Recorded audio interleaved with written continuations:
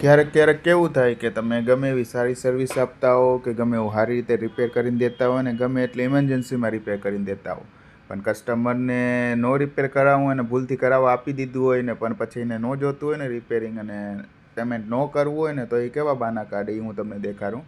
અમારી પાસે આવ્યું હતું આ સોનીનું લેપટોપ, જેમાં પ્રોબ્લેમ એમ હતો કે જેમ ચાલુ કરે એમ 10-15 મિનિટ પ્રોપર ચાલે ને પછી રિસ્ટાર્ટ થવાનું ચાલુ થઈ જાય. તો મેં ઓપન કરીને એનું સર્વિસ કર્યું અને પછી વાંધો આવવાનો બંધ થઈ ગયો કે કન્ટિન્યુ ચાલુ રહેતો હતો, કેમ કે એમાં પેસ્ટ ને એ બધું જામી ગયું હતું ને ફેન હતું ને એમાંય પ્રોબ્લેમ હતો. તો ફેને પ્રોપર રિપેર કરીને એટલે કે અમુકમાં રિપેર થઈ ગયા ને અમુકમાં નવો જ નાખવો પડે એના જેવું થાય. એટલે કસ્ટમરને મેં કોટેશન આપી દીધું કે ભાઈ આના આટલા થશે ને સર્વિસ કરવાનું થશે ને ફેન રિપેર થઈ ગયા એટલે એના રિપેર કરવાનું થશે અને પૈસા એટલા બધા પણ મેં નહોતા કીધા કે કસ્ટમર તરત ના પાડી દે.